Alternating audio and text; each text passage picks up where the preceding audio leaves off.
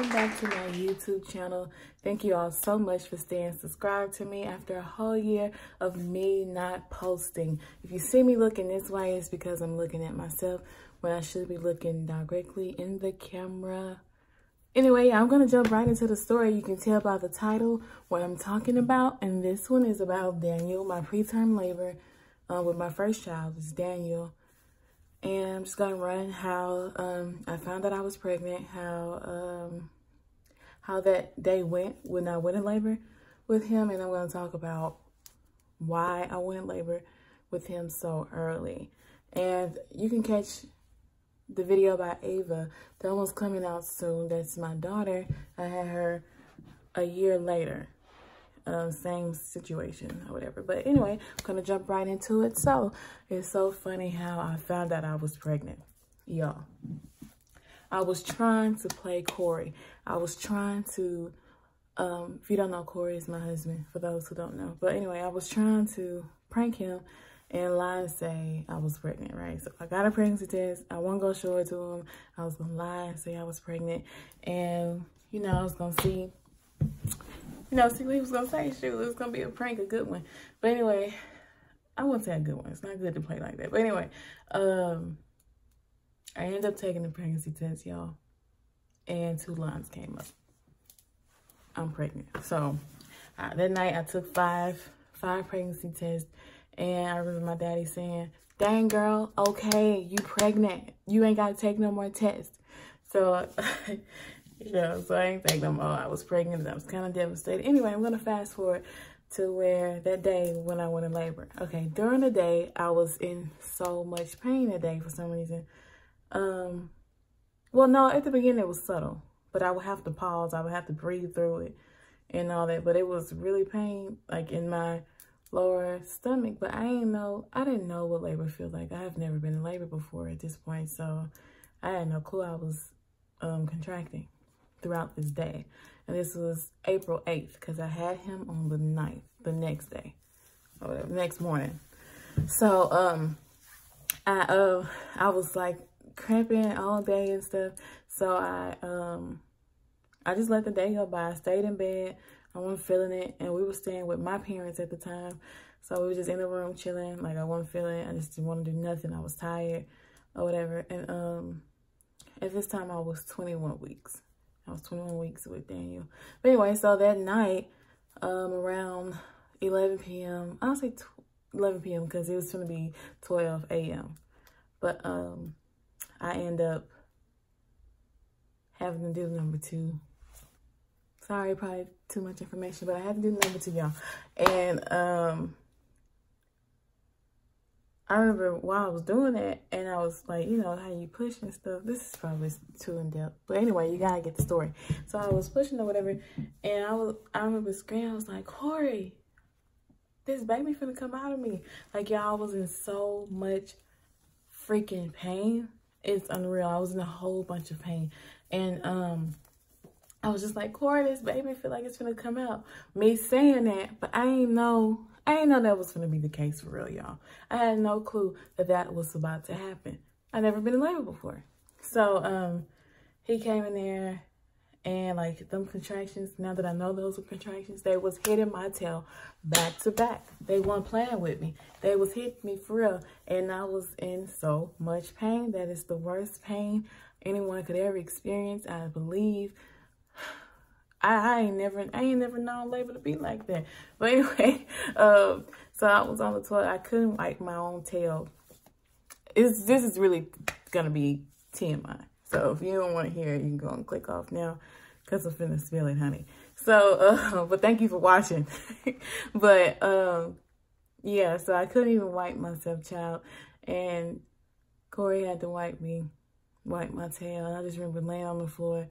And I was screaming. I was like, Mama, Mama. Like, I was screaming her name. She came in there.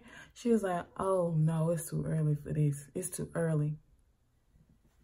Too early for what? Like hold on. I was like, too early for what? And I remember she tried to touch me.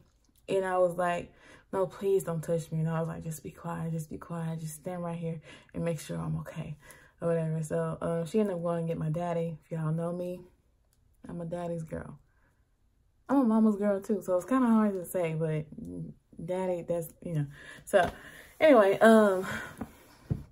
daddy came in there and he was looking concerned and stuff, like he knew I wasn't okay. And I think they called, I don't know if I told them to call 911 or they just decided to do that. But anyway, they called 911. I waited outside, outside for the ambulance. They came, and y'all, these people tried to strap me down to this stretcher thing. Mind you, I can't sit down. I can't do nothing because this stuff hurt. And it's like when I sit down, I don't know. It just wasn't right. So I tried to stand up the whole time. But anyway, they tried to strap me down on the stretcher. I'm fighting these people off me, pushing them. My daddy tried to push me down.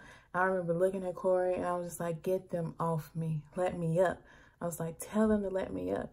Whatever. So they ended up letting me up or whatever. And they was like, that he could take me in our car or whatever. So he ended up taking me, driving me. Y'all, the hospital is 10 minutes away from where we were staying. Took us about 30 to get there because I kept jumping out the car. I kept pushing the door open and jumping out the car because I could not sit down. Sitting down was just painful. It felt better to stand up. So, but I remember the last time I got out of the car is when I realized that something was wrong, because when I got out, I actually opened the door. He was going about 80 and I tried to jump out. But when I got out, I, put my hand down there and looked down there.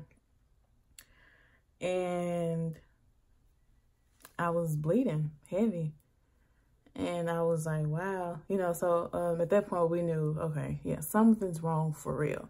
So I ended up getting back in the car. Anyway, so we get to the hospital and they tried to send me in a wheelchair. It wasn't happening. I was bleeding everywhere. So they went on and sent me to the labor and delivery unit. Once I got up there, they tried to make me sit down. Wasn't happening. I did not want to lay down. The lady had to explain to me over and over, we need to see what's going on. We need to check on baby. We need to make sure you're okay. So I finally laid down. She strapped me up to the monitor or whatever. And they didn't find his heartbeat. Y'all, at this time, at this time, I didn't care about much, but I wanted this pain to stop. So I asked them, can I please get an epidural? Can I please get an epidural? Or whatever. And, well, before I even said that, that's when she checked me and she was like, you finna have this baby right now, or whatever. And she was just telling me the likelihood of him surviving was slim to none and all that, which I didn't understand at the time. I really didn't. I was just like, okay, can I get an epidural? Like, that pain had your mind gone for a second. But anyway, so the night went on and I remember the nurse came in to check me. And I just remember I had this big urge to just push. So I pushed. And she was like, don't push, wait on the doctor to come back. Child, I had pushed him out. He was already out or whatever. So they, told me he didn't make it or whatever. And at that point I did cry because I was like, what in the world just happened? But anyway, that happened. And then they allowed me to hold him. I held him.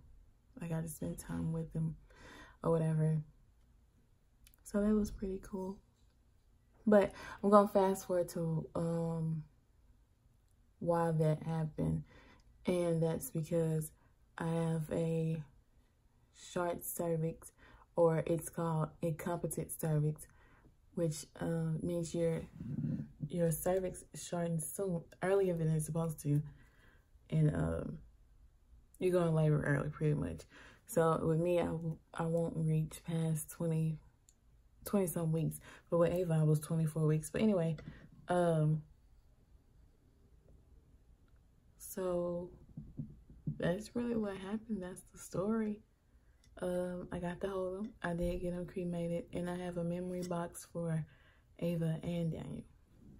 Anyway, thank y'all so much for watching. Please like, comment, and subscribe. And if you have any more questions If you have any questions, please ask me. I would love to answer them. And I would love to hear y'all's story if y'all ever experienced this, and what helped, what didn't help, you know, just let me know. And thank y'all so much for watching. Peace out. While y'all are here, go ahead and stalk me on my social media, honey. Until then, peace out.